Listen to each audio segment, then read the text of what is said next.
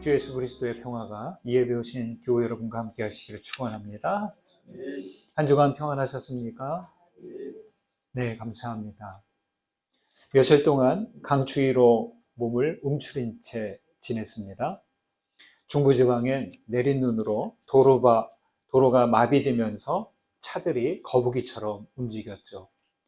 대도시가 잠깐 내린 눈에 멈추는 모습을 보면서 자연의 위력과 인간의 무력함을 동시에 느꼈습니다.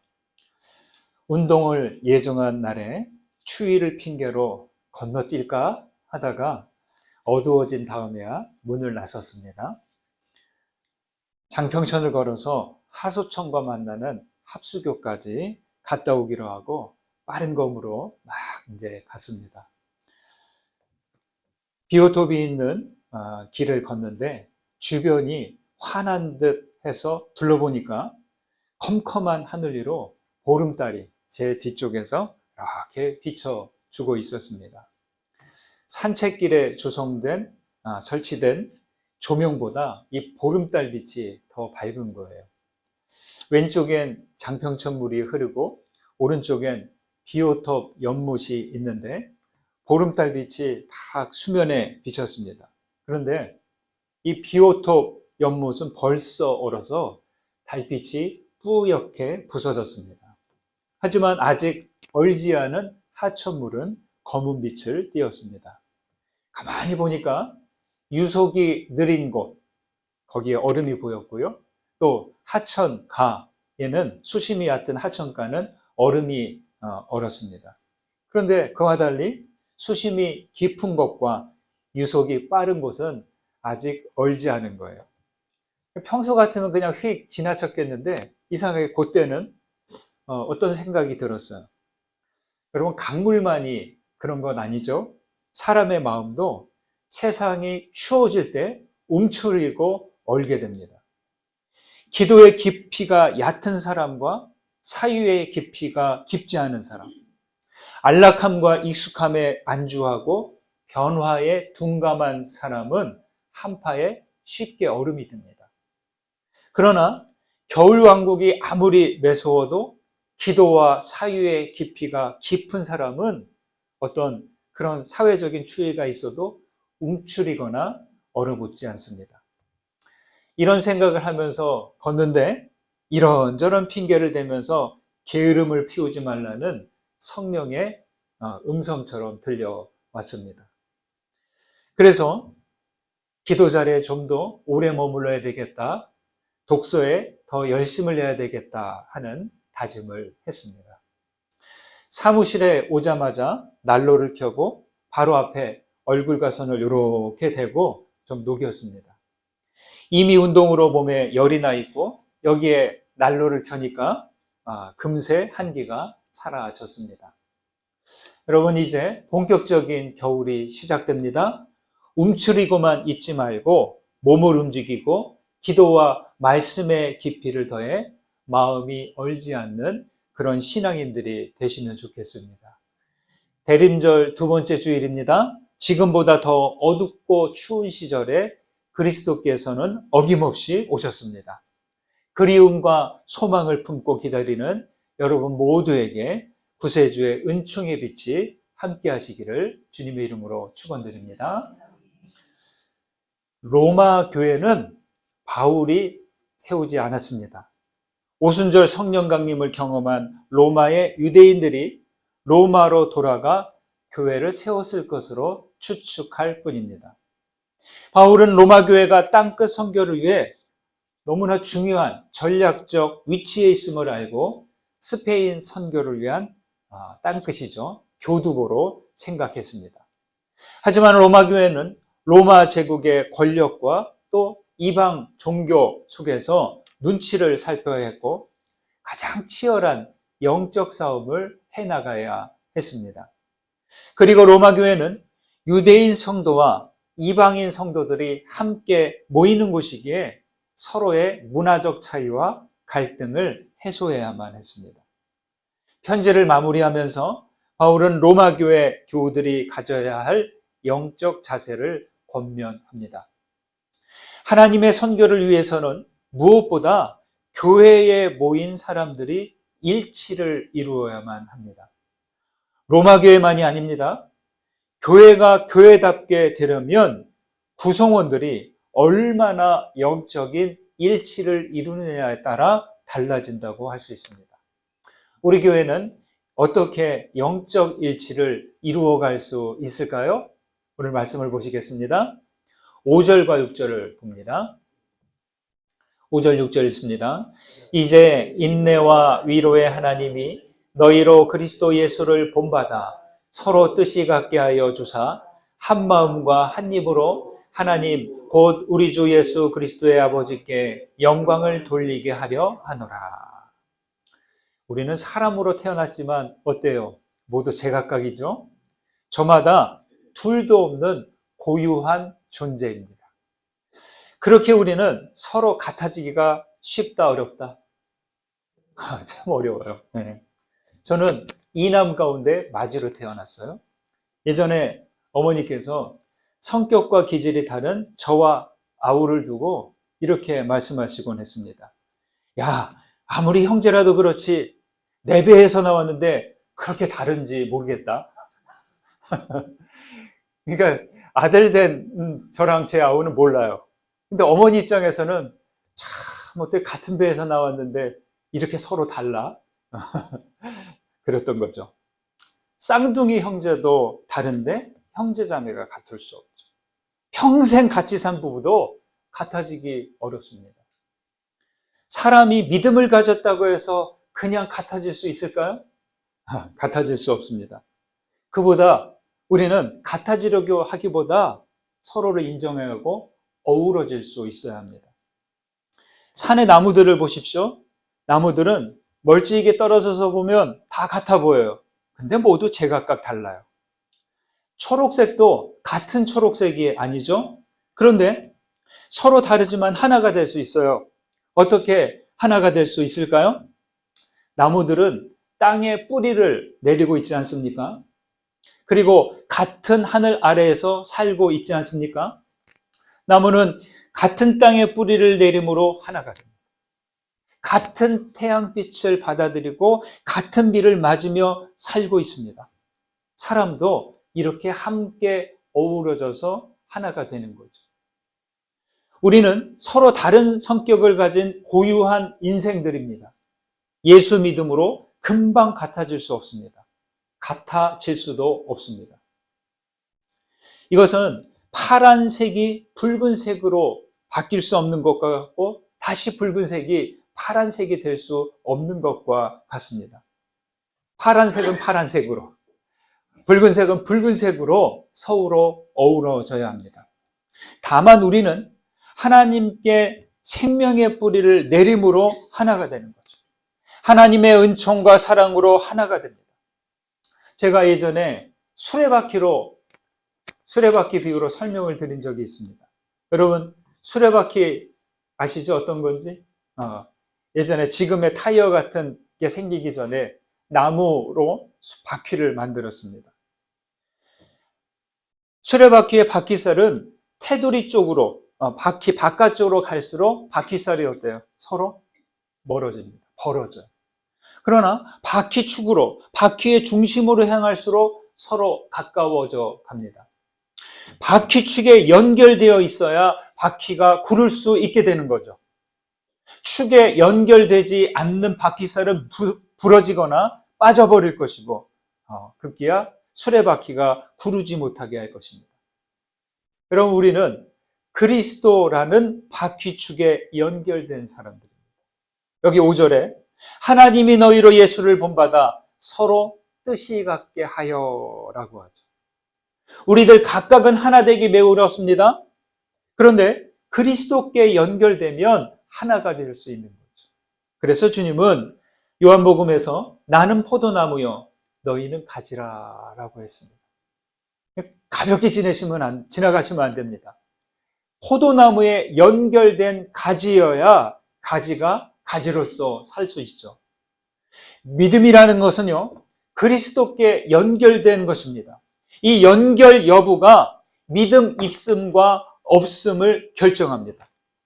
가지가 나무에서 떨어지면 그 순간부터 생기를 잃고 맙니다. 전자제품의 플러그를 뽑는 순간 그 기능은 정지됩니다. 그리스도께 연결되면 영생이고 끊어지면 영생을 말할 수 없습니다. 왜 그리스도께 연결되어야 합니까? 그리스도와 연결되어야 더 깊고 영원하신 하나님께 연결될 수 있기 때문이죠. 예수께서 계속 말씀하시죠.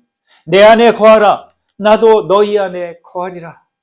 이 말씀이 그냥 하신 말씀이 아닙니다. 여러분, 그리스도는 진리를 보여주셨어요. 주님의 말씀과 나의 깨달음이 하나 되어서 죄의 그림자가 없어지고 하나님께로 나아가는 거죠. 말씀을 듣고 이게 무슨 말씀이야? 휙 지나가지 마시고 이게 어떤 의미이지? 나에게 어떤 걸 말씀하시려고 하는 거지? 이해하고 깨달으려고 애쓰셔야 됩니다. 그래야 이 깨달음이 있을 때 우리는 죄의 그림자가 사라지고 하나님께로 나아가는 거죠. 구원의 수레바퀴에서 여러분은 자신이 어디쯤 놓여 있다고 생각하십니까? 믿음의 중심이신 그리스도께 가까이 있습니까? 아니면 바깥에 위치해 있습니까? 하나님의 나라를 향한 뜻을 갖고 간직하십시오. 그리스도께 연결되어서 그 뜻을 갖게 함으로 영적 일치를 이루는 여러분들이 되시기를 간절히 소망합니다. 우리는 구원과 믿음의 중심이신 그리스도께 연결되었습니다. 우리는 복음이라는 한 뜻으로 하나가 되었습니다.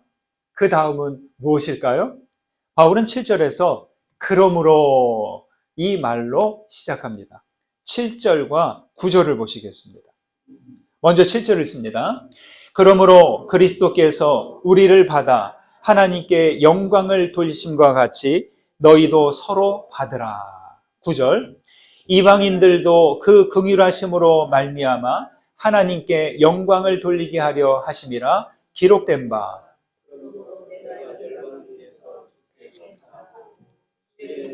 찬송하리로다 함과 같으리니라. 사람은 자기만의 자존심이 있고 우월의식 또는 열등의식이 있어서 참 이게 어우러지기가 쉽지 않습니다. 유대인이 이방인과 어떻게 어우러질 수 있을까요? 남한과 북한이 그리고 우리나라와 일본이 함께할 수 있을까요? 물과 기름 같은 관계들이 함께할 수 있을까요? 사람이 보기엔 불가능하게만 보입니다. 그러나 예수께서 말씀하셨습니다. 사람으로는 할 수 없으되 하나님으로는 그렇지 아니하니 하나님으로서는 다 하실 수 있느니라. 7절에서 너희도 서로 받으라가 라고 하는데 어떻게 서로 용납할 수 있을까요? 그런데 바울은 이어서 9절에서 11절까지 주께 감사하고 주의 이름을 찬송하라. 주의 백성과 함께 즐거워하라. 주를 찬양하며 그를 찬송하라 라고 합니다. 유대인과 이방인이 모두 주의 백성이 되고 주님을 찬양하며 찬송하는 겁니다. 어째서 서로 받으라, 서로 용납하라 라면서 하나님을 찬송하라고 이야기하는 것일까요? 그냥 서로 받으라, 서로 좀 다 포용하고 용납해. 그냥 이러면 이게 안 돼요. 받지 않습니다. 앞에서 한 뜻이 되려면 그리스도와 연결되어야 하듯이 여기서도 서로 용납하고자 한다면 하나님께 찬양해야 한다는 거죠. 아프리카 원주민 말에 우분투라는 말이 있습니다. 따라해 보실까요? 우분투. 제가 종종 말씀드렸죠. 무슨 뜻이에요? 당신이 있기에 내가 있다 라는 뜻입니다. 또 아메리카 인디언 부족의 인사말에는 미타쿠에 오야신이라는 인사가 있어요. 이 뜻이 이거예요. 모든 것이 하나로 연결되어 있다. 생전 처음 보는 사람이라도 미타쿠에 오야신이라고 하는 순간 내가 처음 보고 이상하게 생긴 것 같아도 좀 마음에 안 들어도 저 사람과 내가 하나로 연결되어 있지 라는 순간, 인사하는 순간 낯선 존재가 안 되는 거죠. 우분투와 미타쿠에 오야신, 여러분, 정말이지 멋진 말입니다. 우리가 세상을 살면서 누구를 만나든 이런 마음가짐으로 상대를 대한다면 아마 다툼과 갈등은 없지 않을까 생각이 됩니다. 미워도 싫어도 우리는 하나로 연결되어 있습니다. 안 보고 안 만나고 싶어도 그가 있기에 내가 있고 내가 있어서 그가 있는 거예요. 따라해 보실까요? 아니, 옆 사람과 서로 인사하실까요? 당신이 있어 내가 있습니다. 네, 또 한 번. 당신과 나는 하나로 연결되어 있습니다. 예, 자주 활용하세요. 이게 참 좋습니다. 하나님을 신앙한다고 하면서 불편하고 싫은 사람을 받아들이지 못한다면 우리의 믿음은 그 이상 나아가지 못하는 거예요. 거기서 정지. 그래서 누군가 싫어지고 믿고 받아들이기 힘들 때마다 어떻게 해야 될까요? 여러분, 그럴 때 있으세요? 없으세요? 누군가 싫어요. 불편해요. 생각하기도 싫어요. 전화번호 휴대폰에서 지워버리고 싶어요. 그럴 때 있으세요? 없으세요? 그럴 때 어떻게 하세요? 대답 안 하셔도 돼요. 여러분, 누군가 싫어지고 믿고 받아들이기 힘들 때마다 더 찬송하고 기도하셔야 됩니다. 왜 그래야 하냐면 그 사람을 내가 받아들이지 못하면 그 사람을 용납하신 하나님과 그리스도를 받아들일 수 없기 때문이에요. 네. 그래서 폴 틸리라는 신학자는 신앙은 자신이 하나님께 용납되었음을 용납하는 거래요. 여러분 자신뿐입니까? 모든 존재들이 하나님께 용납되었음을 용납할 수 있어야 돼요. 내가 싫은 사람도 주님께서 그 사람을 용납하셨지 이거를 용납할 수 있어야 돼. 이게 신앙이라는 거예요. 베토벤 교향곡 9번 일명 합창교향곡이라고 있습니다. 매년 12월 송년음악회 가면 꼭 이거를 연주합니다. 찬송가 64장에 기뻐하며 경배하사가 이 교향곡 4악장의 가사를 붙인 찬송입니다. 기뻐하며 경배하세 영광의 주 하나님, 주 앞에서 우리 마음 피어나는 꽃 같아 죄와 슬픔 사라지고 의심 구름 거치니 변함없는 기쁨의 주 밝은 빛을 주시네. 1절이죠. 네.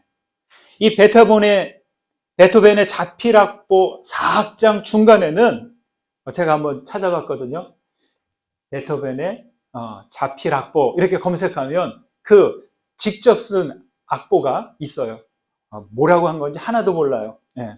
그런데 그 4악장 악보의 중간중간에는 베토벤이 손글씨로 메모한 게 있어요. 그걸 보면 독일어로 이렇게 쓰여 있습니다. umschulungen Millionen. 이게 무슨 뜻이냐? 100만이여 서로 껴안으라. 하나님을 찬송하면서 끝에서 100만이여 서로 껴안으라. 여러분 무슨 말이에요? 저는 어디서 이거를 이야기한 게 아니라 이 부분을 이렇게 묵상하고 준비하는데 베토벤의 교향곡 9번이 생각나면서 100만이여 서로 껴안으라 언젠가 메모해두었던 게 어렴풋이 생각이 나는 거예요. 와, 놀랐어요. 여러분 7절에 너희도 서로 받으라 100만이여 서로 껴안으라 바로 같은 말이죠. 하나님을 찬송하다가 옆에 평소에 싫은 사람이 있어도 하나님을 찬송하다 보면 그래 하면서 서로 껴안을 수 있는 게 바로 신앙이라는 거죠. 예. 그 사람은 나를 그렇게 생각할지 몰라도 나는 하나님을 찬송하다가 찬양하다가 그렇게 껴안을 수 있는 게 우리에게 주신 은총이라는 겁니다. 예수님은 우리를 받으셨습니다. 그로 인해 우리는 죄사함과 구원과 영생을 얻었습니다. 구원과 사랑의 용납은 그래서 일방이 아닌 쌍방이어야 합니다. 여러분, 하나님을 찬양하는 분이라면 누구를 만나든지 받아들이십시오. 사랑의 용납이 여러분에게서 그치지 않고 계속 이어져 가시기를 주님의 이름으로 축원합니다. 12절 말씀, 13절 말씀 같이 읽습니다. 12절, 13절 있습니다. 또 이사야가 이르되 이 새의 뿔이 곧 열방을 다스리기 위하여 일어나시는 이가 있으리니 열방이 그에게 소망을 두리라 하였느니라. 소망의 하나님이 믿음 안에서 너희에게 충만하게 하사 성령의 능력으로 소망이 넘치게 하시기를 원하노라. 아멘. 영적 일치를 위해 예수를 본받아 서로 뜻을 같이 하라고 합니다. 두 번째로 서로 용납하고 주님을 찬양하라고 합니다. 세 번째, 일치를 위해 우리는 열방을 다스리시는 그리스도께 소망을 둠으로 소망이 넘치도록 하는 일입니다. 여러분, 우리식 표현으로는 좀 딱딱한, 이렇게 매끄럽지 않지만 서로 용납하고, 그리스도께 소망을 둠으로 나에게 소망이 넘친대요. 이 표현을 주목하십시오. 소망, 희망을 이야기할 때 이 말이 어떻게 다가옵니까? 우리는 믿음, 소망, 사랑 많이 이야기하잖아요. 너무 자주 이야기하니까 식상한가요? 또 막연한 기대라고 생각할 수도 있습니다. 하지만 여러분, 신앙의 영역에서 소망은 결코 가볍게 볼 수 없습니다. 소망은 저는 그렇게 생각해요. 나뭇가지 끝에 나는 새순이나 꽃망울과 같은 것, 이게 소망이에요. 여러분, 그 나뭇가지 끝에 새순이나 꽃이 피지 않으면 그 나무는 어떻게 되나요? 거기서 죽는다. 더 잘하는 게 없어요. 내일이 없는 거죠. 내가 소망을 가지려면 혼자 되지 않습니다. 그리스도께 소망을 두어야 나에게도 소망이 일어난다는 거예요. 이게 소망의 비밀입니다. 한 줄 시에 이런 표현이 있어요. 한 촛불을 다른 초에 옮긴다. 봄날 저녁. 이게 한 줄 시예요. 일본의 시 풍이 있는데 딱 한 줄로 표현해요. 한 촛불을 다른 초에 옮긴다. 저녁이 되면 어둠을 밝히려고 촛불 하나 켭니다. 그 다음 초에 촛불을 붙이고 또 다른 초에 촛불을 더 붙일수록 방은 어떻게 돼요? 더 밝아집니다. 이렇게 촛불을 옮기는 동작이 바로 소망의 동작입니다. 우리 예배 시작할 때마다, 우리 이 예배실에서 기도회로 모일 때, 모임을 시작할 때마다 촛불에 이렇게 불을 붙이잖아요. 촛불에 불을 붙이는 이 동작이 소망을 밝히는 동작이라는 겁니다. 그러니까 소망을 갖지 않으면 어떻게 돼요? 소망 없이 산다는 것은 뭐예요? 그것은 힘겨운 날을 견딜 힘이 없고 즐거운 날에 대한 기대감도 없으며 미래도 없는 거죠. 신시아 부조가 쓴 희망의 신비라는 책이 있어요. 아주 얇은 책인데 제가 영성 훈련을 하면서 읽은 책 가운데 정말 중요한 책 가운데 하나입니다. 여기에서는 희망을 이렇게 말합니다. 좀 길지만 잘 들어보세요. 희망의 거처는 우리 내면 가장 깊은 곳, 만물 내부 가장 깊은 곳에 자리하고 있습니다. 희망은 살아있음의 속성입니다. 희망은 만족스러운 성과를 얻었을 때 느끼는 감정처럼 마지막에 이르러서야 오는 것이 아닙니다. 오히려 희망은 우리를 전진하게 하는 진리의 맥박으로 시작점에 위치합니다. 이 맥박이 우리 내면 가장 깊은 곳에 자리한 존재를 조율한다면 그 존재는 우리 삶에서 물리적으로 어떤 일이 일어나든 간에 우리를 희망으로 이끕니다. 희망은 우리를 현재에 머물도록 굳건한 힘으로 채우고 우리를 바깥에서 어떤 폭풍우가 밀어닥치든 간에 자비가 흐르도록 우리를 지탱합니다. 희망은 언제나 오직 우리가 우리 자신을 내려놓을 때만, 우리가 현재 의존하는 모든 것을 내려놓을 때 우리에게 들어옵니다. 이렇게 함으로써 우리가 희망에 들어갈 때 희망은 우리에게 들어와 고유한 생명으로 우리를 채웁니다. 이 생명은 우리가 지금껏 알았던 모든 것을 뛰어넘는 힘을 가지고 있습니다. 여러분 어떻습니까? 희망의 거처는 어디에 있어요? 우리 내면의 가장 깊은 곳에 있습니다. 희망을 갖고 있다는 것은 살아있음의 증거가 됩니다. 희망은 앞으로 나아가게 하고 우리를 지탱해주고 우리 안에서 고유한 생명으로 채워줍니다. 희망은 우리가 의존하는 모든 것을 내려놓을 때 우리에게 들어옵니다. 여러분 생각해 보세요. 내가 예수를 그리스도로 고백할 때가 언제예요? 바로 이때 아닙니까? 모든 믿는 자들은 희망의 거처가 되고 희망의 전도자가 되어야 합니다. 12절에 이새의 뿌리는 열방을 다스리게 오시는 그리스도를 가리킵니다. 수백 년 전 이사야 선지자가 붙인 이 소망의 불꽃이 예수 그리스도로 오셔서 이 땅에 빛으로 밝히셨습니다. 사도들과 전도자들이 예수께서 던지신 구원과 소망의 불꽃을 계속 이어 붙여갖고 지금까지도 이 소망의 불꽃을 옮겨가고 있습니다. 여러분, 소망의 하나님이 넘치게 하시는 그 소망을 품고 여러분도 소망의 불꽃을 계속 전해가시는, 붙여가시는 주님의 자녀 되시기를 주님의 이름으로 축원드립니다. 받은 은혜 생각하면서 거듭의 기도 드리십니다. 소망이신 하나님, 어둡고 추운 시절 우리의 마음이 얼지 않도록 기도와 말씀의 깊이를 더하도록 인도해 주옵소서. 서로 다르고 제각각인 우리가 그리스도의 사랑으로 하나 되어 서로를 용납하고 주님을 찬양함으로 일치를 이루게 하옵소서. 자비하신 주님, 우리 안에 소망이 넘치게 하시고 그 소망의 불꽃을 세상에 전하는 삶을 살아가도록 이끌어 주옵소서. 감사하며 그리스도 예수의 이름으로 기도합니다. 아멘.